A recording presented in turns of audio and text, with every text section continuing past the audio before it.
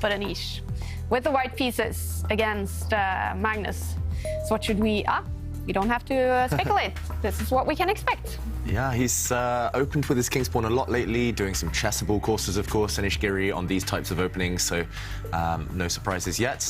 These guys have faced each other countless times, but lately Magnus has been getting the upper hand against Anish, so Anish, I think his strategy should be to attack Magnus. He can't just make the game too quiet. He has made some maybe unambitious decisions against Magnus in the past and been punished for it, so whatever Magnus chooses in the opening, I'm expecting Giri to be a bit more direct this time. Still waiting for Magnus to make his move. And we do have head-to-head scores between these two in the Meltwater Champions Chess Tour. You said it, David. They played each other a bunch of times on the tour.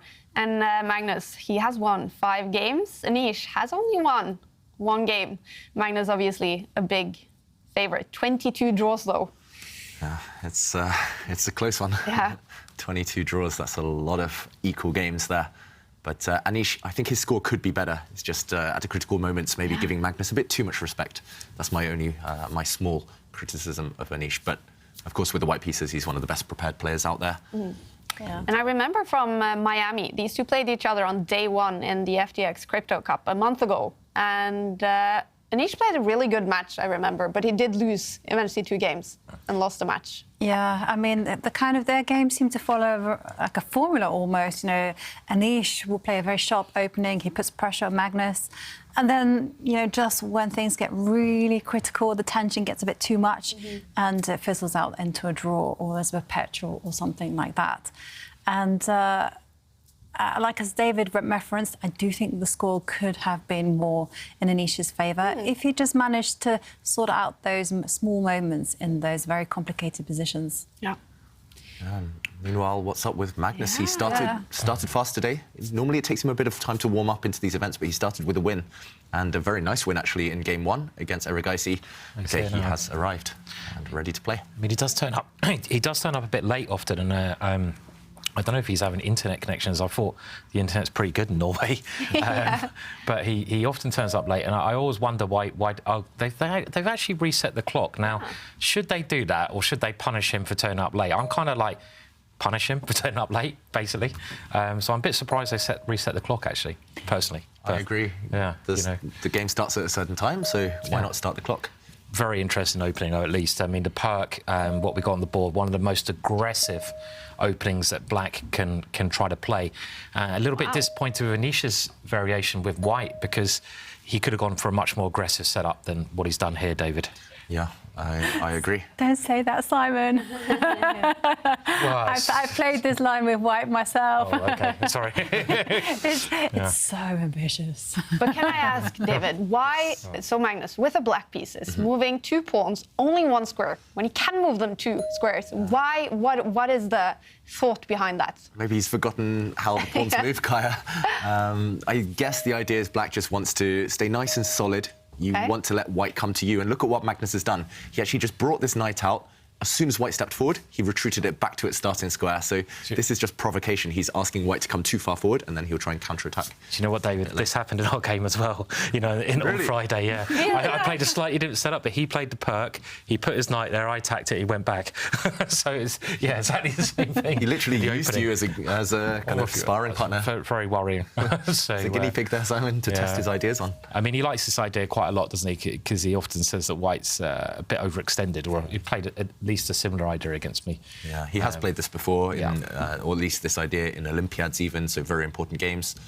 And as Kaya mentions, it's maybe not the most intuitive opening for Black, losing a couple of moves and not developing kind of the most active squares, but you are very solid, no weaknesses. Now White's pawn, the D pawn that has advanced very far, you can chip away at it, you can try and trade it off. And Black's pieces, they won't lack for squares anytime soon, so you're not really suffering in terms of space. Yeah, it's interesting. It's definitely, I think, a tailored strategy against certain opponents. Against you, I would never have done this, Simon, because you love to come forward anyway. I would never let you kind of come forward free of charge, giving you several moves. But maybe against Anish, he's thinking he doesn't really want to come at me, so I'm going to force him to. Yeah, and this is kind of key already, that, you know, if you're in Anish's position, the reason he stumbled in the past against Magnus, he hasn't been aggressive enough. You know, he gets to the point where he gets a lovely position and then he kind of eases off. So he needs to play super aggressive in this position with a space advantage here. You know, go for the king, you know, move them, you know, just play natural attacking moves here, I think is the right way to go about this. Yeah. Yeah. And meanwhile, an exchange of pawns. Yeah, and the thing is, though, in this type of position, natural attacking moves are not necessarily kind of going gung-ho with your pawns.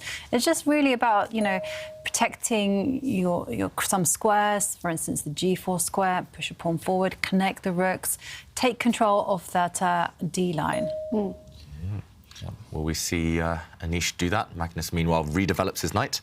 This knight's gone on a bit of a journey. It's already moved twice, came back. It went back to its starting square, and now it finally does sit on c6. And here, Jovanka, maybe talk us through. So the rook move, you think is the most natural for Anish? Yeah, but also potentially, I'm a big fan of swapping off dark square bishops. I don't know why, but I love doing it. It might not be necessarily great here, but swap off dark square bishop, put a rook in the centre, although, and then... Yeah, and then just see. Yeah, exactly. Wait and see for something to happen. Yeah, the rooks will come. Eventually, you need to find a good space for this bishop. This bishop is often a problem piece. It's not 100% clear its best square. The other pieces, it's clear where they want to be. And yeah, I like this as well, Jovanka. This is a very Anish move. I've seen him do this several times against this modern kind of Pirc setup in the opening. Just swap off black's best defender, black's kind of nicest placed minor piece, the dark squared bishop, and then the game will continue. I don't think it's kind of the most ambitious, as you mentioned, Simon. It's a bit timid what White's been doing. I mean, again, it's just Anish maybe against Magnus showing too much respect. Yeah, I mean, maybe swapping these bishops, all right. I mean, I would love to throw the f-pawn forwards, but again, this is a very calm move, right? I mean, it's not a bad move, is it, David? But it's just like, you know, I want to see him really go at Magnus. You know, he can still do that in this position. Yeah. And one of the ideas you mentioned there, Simon, for example, if Magnus centralizes his rook, just move this knight out the way. Ideally, you want to use this square, but you don't want to trade pieces off because black is slightly cramped. But if you could move this knight out the way somehow, I don't see a good square, but at some point start throwing this pawn forward. This is one idea. Maybe you can just preface this by bringing, oh, sorry, not the knight back, but the rook across first. Centralize, improve all your pieces. The problem is now you don't have the opportunity to kind of force the exchange of dark squared bishops. If you try to get rid of this defender, at least now it can retreat because there's now no rook hit on the f8 square. This is quite a common pattern where White tries to insist on an exchange, Black says no. But yeah, I don't like it either, Simon, this kind of slightly kind of scaredy pawn move. It's the type of move I would play, to be honest, but I wouldn't be proud of myself for playing it. It's just like against Magnus, you know, you've got this position and White is slightly better in this type of structure normally. Black's very solid, though. And just historically, you know, when Anish has gone for it against Magnus, and also Magnus doesn't really like to be attacked. I'd say the only weakness really in Magnus's game, it's not really a weakness because he's so good around, but the only thing you could say is that when he gets attacked, he sometimes, you know, he doesn't like that situation. So it's just like, you know, you've got to go for it here. You can still go for it. I still hope he does, you know, a combination of what Jovanka suggested, getting rid of the bishops, maybe moving that knight, as you suggested, David, and just start flowing those pawns up the board at the right moment. Just, you know, so there's still time. And Magnus has got to find some counterplay here as well, I suppose. Or is he just going to sit here and wait? Or is the reason Magnus is thinking for so long now, is it because he's tempted to just completely blow open the centre, push his pawn forward? If he can exchange everything off, for example, if we see a mass trade here, capture, a capture, like he does play it, another capture, we could see a situation where it's just completely symmetrical, the pawn structure, not much going on, just equality. This would be a real anticlimax, but Magnus, he has initiated this. I guess with Black it's a success. You've equalised, solved all your opening problems, but it does maybe punish Anish for... we're going to see it, aren't we? Just everything getting hoovered off. That's an evil laugh, Jovanka. I just, that's the Jovanka's evil laugh. Here it comes, the Hoover's coming out. You know, the one game we picked for commentary and they swapping them all off. Just what we wanted. So, I know I was just chuckling away to myself. I don't know. Sometimes I have these small moments of madness. Yeah, I mean, I agree with you. vacuum cleaners on the board. Everything is going to get traded, and we're looking at an even Stevens position. And whilst Anish is contemplating on the future, well, we have a tremendous surprise in store for you all, which we will show at the end of the show.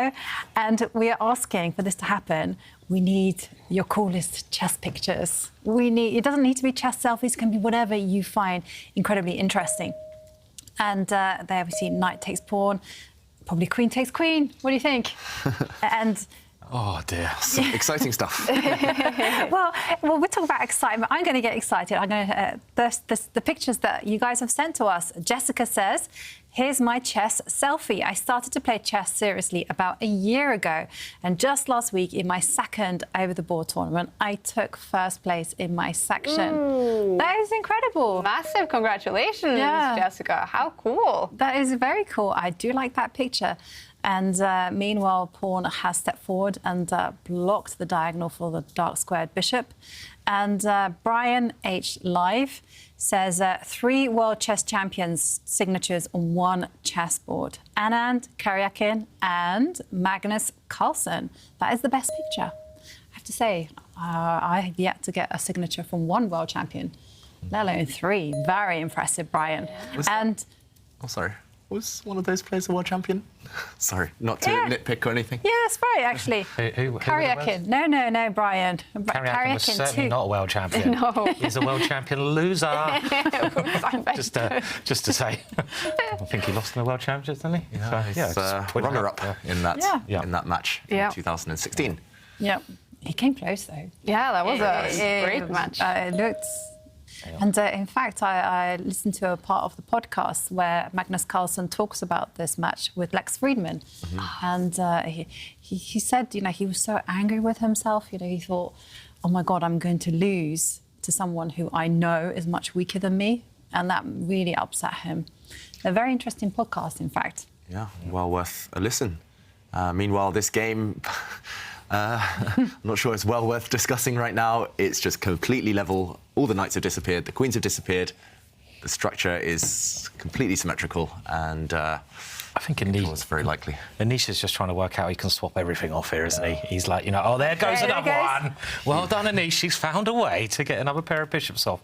Yeah, it's such a promising position. I mean, Magnus played this great break in the centre to get equality, and that move was the move, wasn't it? That you pointed out, David, to and then maybe this is a fair way the game's going. I was going to say fair result, unless one side blunders. Of course, it should be a draw at this level. Even evaluation bar agrees with me for a change. That's quite remarkable. Middle, right? Valuation bar wants to get this one done and over 0.0. That's as drawn as you can get. Okay. But, say you had this position and you're in a must-win situation. I don't think either player would have played this opening or the last few moves, at least. But somehow or other, this is what you've ended up with. Go for it. What would you do? Resign. I mean, you just have to keep playing, don't you? You have to keep playing. You can't do anything too ridiculous, because if you try doing something ridiculous, well, you lose all your chances. You've got to kind of play, and hope something happens. But it depends who you're playing as well. If you're playing Magnus, and I mean, you might as well resign, I suppose. I mean, you can try to push your pawns to create some chances, something like that on one side of the board. I mean, trying to make this position exciting is really hard. I mean, you've got the open file. Wow, look at that. White's controlling the D file. Amazing. What about another challenge? This is for David now. Okay. You need to break the world record in longest. Oh, I would love. This is the perfect position for that. Longest games. Go on. You just first you trade off all the rooks, and then you just sit for 49 moves. Then you push a pawn. You sit for another 45 moves. You push another pawn. Don't trade anything off. Don't break the pawn structure. Just keep it symmetrical, and then eventually you'll get to move 270. The world one past the world record. God, you were so close to getting the world record, David. One day, and it'll probably be against me. Don't do that. Don't do that and then beat me. I'll just block it all up and then I'll bore you to death, Simon. Oh, that would be horrible. But, I mean, how would you feel if you were defending this position for 269? moves. Sick. And onto your Especially if I was playing 270. David, because I know he'd be enjoying it so much. He'd just be like... 3 o'clock in the morning, that's all you want to do. Even the arbiters are like, Yeah. like this. What happened last time. This is amazing, actually. So David, if you don't know, had this game, which was like, well, I'll let you explain, David. It's one of the longest games, right? But the arbiters were doing this to you, right? Exactly. I think it might be the 4th or 5th longest game in history. And yeah, the arbiters were just looking at me, shaking their head. And one of them was literally just putting his arm on the back of my chair, like just kind of talking out loud. And then, OK, the game went on and on and on. It was eventually a draw. And he said, you knew that was a draw, right? And I was like, yeah, but I was trying to make some progress, just enjoying the game. And he was like, yeah, but I had an arbiters party to go to. So, you ruined the party. And maybe their dinner as well. Exactly. Wow. You never answered the 10 p.m. question about whether Hare Krishna hates you now after this, or was he in on it? No, I think we've bonded over that. We've got a shared experience, Okay. 8 hours at the board. What else can bring you closer to another? But you know what I mean? Like your course, grind like a grandmaster, your chessball course, which you've done with the world champion himself. So you can get this on chessball if you're at home. You know, great course by 2 brilliant players. But it is a strategy to win. You know, to actually play equal positions like this. You know, and just play until the death. Really to kind of frustrate your opponent, but just try to get blood out the stone. And it is a very valid way to play chess. Why not? Yeah. Why can't you do that? I mean, people do. Magnus does it. So it's a strategy that if you like doing it, then obviously you're clearly mental, but, you know, some people do, and it does work, right? Yeah, so you enjoy sitting at the board and just kind of looking for tiny little advantages. Then, I mean, Magnus himself, when we were filming that course together, he was saying he finds the joy in that. I mean, this type of position, he doesn't look too excited right now, Magnus, but if he had this position as black and was playing someone 200 points lower, 300 points lower, he would just be sitting there thinking, OK, I'll push a pawn here, I'll just kind of create a tiny threat later on, I'll just look to imbalance it slightly, and it's just kind of, you can play without any risk, really, and I think that's the kind of beauty of the course. It's playing with minimal risk, and it's just finding these kind of small nuggets, these kind of small things to get excited about, but they do exist. Small nuggets. I like that sentence. But yeah, meanwhile, Anish thinking. Yeah, and talking about Anish and Magnus, obviously they're opponents. I do have to ask you, David, do your opponents ever get upset with you? Yeah. Especially when it's just a draw. They look at you and they're like, right. Happened a few times. Has anyone said anything? I mean, once at the English League, the Fornacial, I think the game was 189 moves, and my opponent afterwards, he was just looking, I mean, even during the game, he was just looking at me like, ugh. And then I finished the game. It was actually for Cheddleton, our team at the time, and afterwards I came out and his teammates were sitting in the bar looking at me, just because they'd missed their dinner reservation. Because the other thing is, like, at these team events, the whole team goes for, like, an Indian meal, so they're always waiting for the last person to finish. We were probably waiting for you, David. I think you were definitely waiting for you to finish so we could go and get our lovely Indian meal with our team and lots of nice wine. Thank you for making us wait there, David. Sorry. I had to try and win, though. We were 1 point down in the match, so I needed to try everything, and I actually got opportunities there. But yeah, as Magnus said in that course in the intro, he was like, he was joking, I hope. He was like, David, beloved commentator, but hated chess player, hated opponent. But it's a very valid way to play, and I've never seen anyone as determined as you, and I think that determination, chess is a mental sport. You've got to be in the right shape of mind, and just having that attitude that you'll play every game to the death, you don't want to take draws, will immediately make you a stronger player. I mean, no doubt about it. You know, if you're like me, you just want to resign every position, and what you're doing, you know, become a commentator instead. So, you know, you criticise all those moves. Yeah. That sounds really bad, doesn't it? You know, I can't play, so I just criticise them instead. Things are happening here, though. Things are suddenly... Things are changing. Yeah, I mean, this is... You know, the pawn formation has changed. It's as exciting as it's going to get. So, over to you, David. I mean... 0.1. Yeah. Oh, my words. The point one has gone up. You know, this is something, actually, you know. Look at Black's pawn structure. Look at Anish's face on the camera as well. Anish, if Magnus is looking at him, maybe he'll get a little bit of satisfaction, joy there, but it's gone back to 0.0, the computer. Maybe we can jump in. I mean, we have to just show the tiny little bit of action that has happened. So Black did actually start pushing the A pawn down the board. This is one way Simon, Jovanka, right, to just annoy your opponent slightly, to start pushing pawns on the side of the board, just gain a bit of space. And here, there's an actual threat. This pawn is under fire. White actually captured this black pawn. I was surprised. I thought Anish would maybe just try to be cynical and, I mean, he already has traded off a bunch of pieces. He could have done the same. Instead, he captured this pawn. And now the small imbalance is that these are isolated and weak. Black has the better pawn structure, but white has maybe the better rooks. And there is a weakness to attack.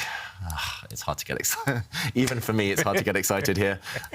You could go after this black pawn. OK, he doesn't do that. Now he tries to kill the bishops. He's gone for the exchange. No, but How do we predict that? There's a trap, though. There is a trap. There is a trap where we have to, you know, stay calm. I mean, if you're a baby, you might fall for this. Like, even then. You can grab a pawn. It's for free. Yeah. Or is it? Yeah. And the trap is that after you grab this pawn, your rook is on a loose square and loose pieces drop off. So white's bishop can jump out the way with a check. And this is also a discovered attack. Once the bishop is captured, the black rook will fall. And it's just about OK here. You can actually create a fork. So wait, if we go back, sorry, I just realised. The baby pounces. Yeah, if you take this pawn, we see a capture. If I don't take with the king, if I take with the bishop, then rook takes rook. I could double attack your two rooks and, OK, I'll win some material back. It still will be a draw, but at least you had some fun on the way. Instead, Magnus doesn't worry about this. Here, the white rook would move. We'd see him. Oh, he's gone for it. Well, hang on a second. He's gone for it. He's gone for it. Wow. OK, so he's going to go for the same thing. So if we go back to the game position now after rook takes pawn, he's blundered into this baby trap that we talked about. Bishop takes pawn, discovered attack. Black's bishop recaptured, and now the double attack on the white rooks. Can't believe he's blundered into another draw. Yeah, and this one is still likely to be a draw. But he's changed it a little bit, hasn't he? And I also think I don't know if Anish is playing for a draw so much, but in these kind of games, I kind of hope the person who's playing so much the draw gets punished. Here, that's Anish, right? Yeah, I kind of think it's also a natural way the game's gone because Magnus played this break. Exchanges are very natural, and I think Anish had to sort of back down from trying to get the advantage. Here, it is a draw, David and Jovanka, but it's you know, which side would you take, Jovanka? If you I kind of like the black side, just because, you know, the black rook can get behind the pawn. But maybe it's just going to fizzle out into a draw because Anish has played this pot very accurately. Yeah, if we jump forward to the current position, black has temporarily sacrificed a pawn, but black will win this one. And yeah, it's just a draw. Unfortunately, the rook is the wrong side for black. This rook is passive. It's actually stuck in front of its pawn. It wants to be behind the pawn, supporting it, propelling it forward. But yeah, I mean, the black king now is cut off. The black king can never really help the advance of its own pawn, and we'll just see a way for the players to repeat. Nothing much to be done. It's going to be hard for white to create a passed pawn. It's going to be hard for black to push this one to the end. The white rook is perfectly placed behind it. So I probably would choose black right now, but it's just a draw. It's just a draw, and I think we'll see that draw happen any moment, actually. Rook attacks the pawn, the black king will move, another check, and a repetition over the next few turns. Let's go back to the players. It's about to end. Not the most exciting game.